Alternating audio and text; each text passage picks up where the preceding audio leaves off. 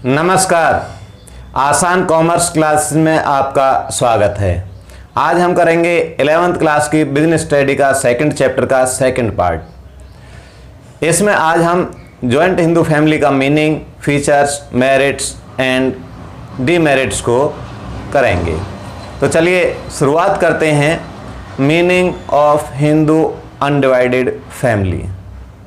Hindu undivided family business का एक बहुत ही प्राचीन प्रारूप है।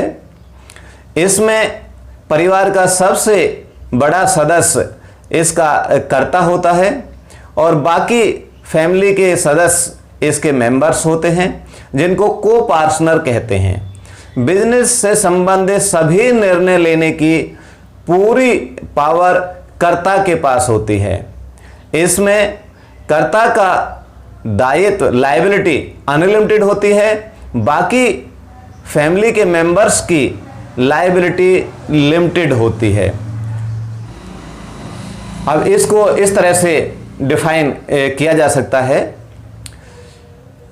Hindu undivided family a form of business organization where in the business is owned and carried on by the members of Hindu undivided family.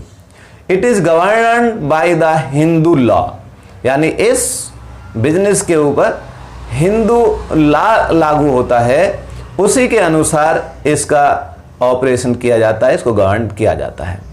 अब हम देखते हैं हिंदू अनडिवाइडेड फैमिली की कैरेक्टरिस्टिक्स।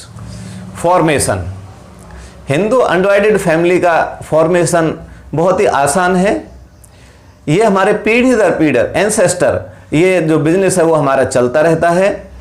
इसके ऊपर हिंदू लॉ लागू होता है। नेक्स्ट है हमारी लायबिलिटी।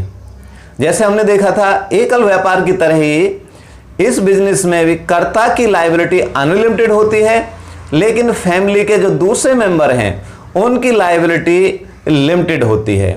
अब इसका अर्थ समझ लीजिए कि अगर कर्ता की बिजनेस के जो हिंदू अनडिवाइडेड फैमिली का जो एक बिजनेस है उससे अलावा अगर पर्सनल कोई संपत्ति होती है तो उसकी लायबिलिटी उसकी पर्सनल संपत्ति तक भी जाएगी। लेकिन अगर कोई मेंबर्स हैं हिंदू अनडिवाइडेड फैमिली का, जो उनका बिजनेस चल रहा है, उसके अलावा उसके पास कोई अन्य निजी संपत्ति है तो उसकी लायबिलिटी निजी संपत्ति में नहीं होगी। उसकी लायबिलिटी केवल उसका जितना हिस्सा हिंदू अनडिवाइडेड फैमिली में लगा हुआ है वहां तक रहेगा। अब इसको एक एग्जांपल से समझते हैं। अगर हिंदू अनडिवाइडेड फैमिली का जो बिजनेस है उसकी एसेट्स मान लीजिए 50,000 की हैं और लायबिलिटी जो वहां पर लोन है, क्रेडिटर्स हैं, वो 80,000 के हैं, तो यहां पर 50,000 तो हमारे बिजनेस से कलेक्ट हो जाएंगे, बिजनेस से वसूल कर लेंगे, लेकिन जो 30,000 हैं उन्हें केवल जो करता है उसकी एसेट से पूरा किया जाएगा, मेंबर की एसेट से उसे पूरा नहीं किया जाएगा। नेक्स्ट है कंट्रोल। हिंदू अनडिवाइडेड फैमिली के ऊपर पूरा कंट्रोल कर्ता का होता है, यानी जो परिवार का सबसे बड़ा सदस्य होता है, पूरे सभी डिसीजन उसे लेने के अधिकार होते हैं। वो चाहे तो अपने दूसरे परिवार के सदस्यों से सलाह मशवरा कर सकता है, लेकिन वो डिसीजन स्वयं करता ही लेता है। इसमें और दूसरे किसी भी मेंबर का हस्तक्षेप नहीं होता।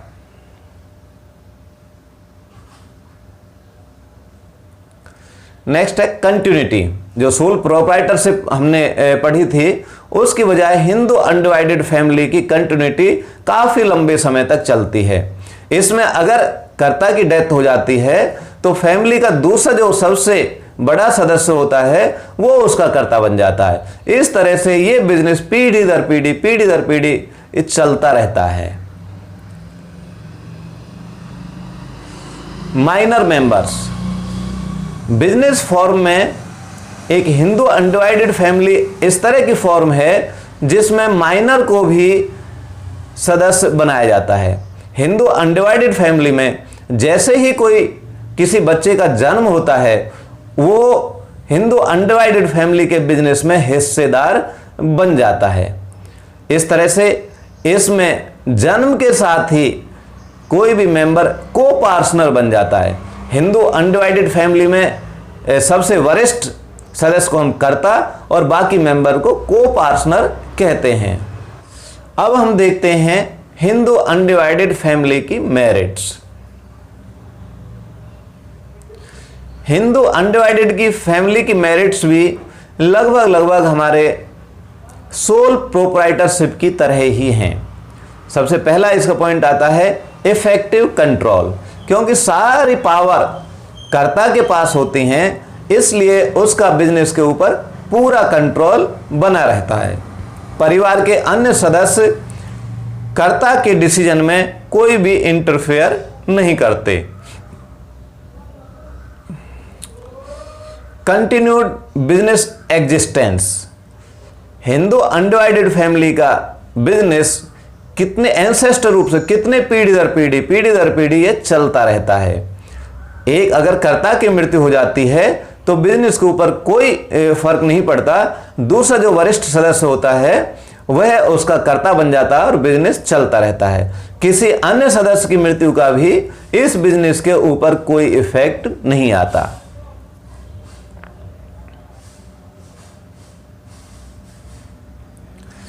Limited liability of members, Hindu undivided family में फैमिली के जो अन्य मेंबर्स होते हैं, जो को पार्टनर होते हैं, उनकी लायबिलिटी लिमिटेड होती है। यानी जितना हिंदू अनडिवाइडेड फैमिली की एसेट्स होती हैं वहीं तक उनकी लायबिलिटी रहेगी। हिंदू अनडिवाइडेड फैमिली में मेंबर्स का जितना हिस्सा होता है वो केवल उस तक उनकी लायबिलिटी रहती है। अगर मेंबर्स की हिंदू अनडिवाइडेड फैमिली के अलावा किसी अन्य इनकम के सोर्स से उनकी कोई एसेट्स होती है तो वह लायबिलिटी उनकी शामिल नहीं होती। यानी अगर कोई क्रेडिटर्स अपना पैसा वसूल करना चाहे तो मेंबर्स की जो निजी प्राइवेट जो एसेट्स होती हैं उनसे अपना पैसा वसूल नहीं कर सकता। इंक्रीज लॉयल्टी एंड कोऑपरेशन, इसमें जो एक बार गुडविल बन जाती है पीढ़ी दर पीढ़ी वही गुडविल चलती रहती है। यानी इनकी लॉयल्टी और आपस में जो मेंबर्स का कोऑपरेशन बना रहता है जिसका बिजनेस को फायदा मिलता है।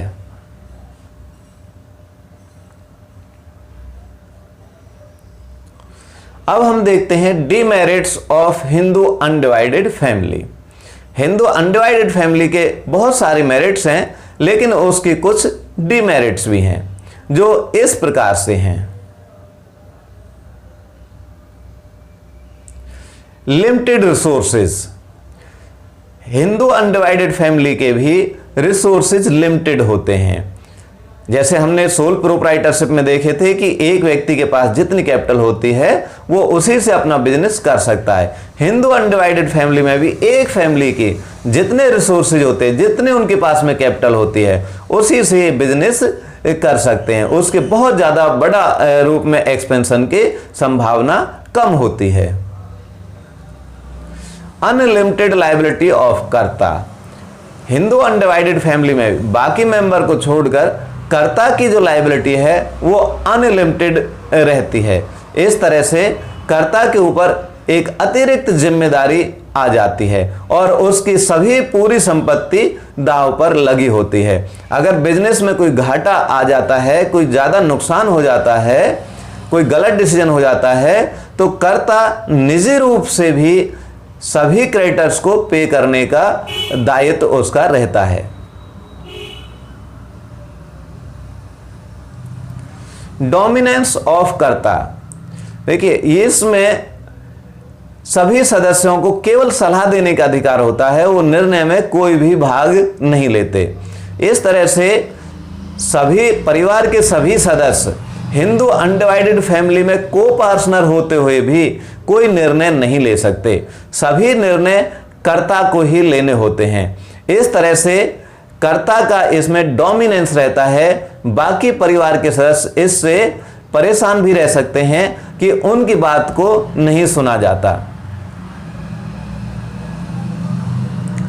लिमिटेड मैनेजरियल स्किल्स, अब यहां भी कर्ता भी कोई जरूरी नहीं है कि वह सभी मैनेजरियल स्किल्स का एक्सपर्ट हो, जैसे परचेज है, सेल है, प्रोडक्शन है, फाइनेंस है, और लेकिन जिम्मेदारी सारे सभी डिसीजंस कर्ता के द्वारा लिए जाते हैं। तो कर्ता के कोई डिसीजन गलत भी होने की संभावना रहती है, क्योंकि कोई भी व्यक्ति सभी स्किल्स में एक्सपर्ट नहीं होता।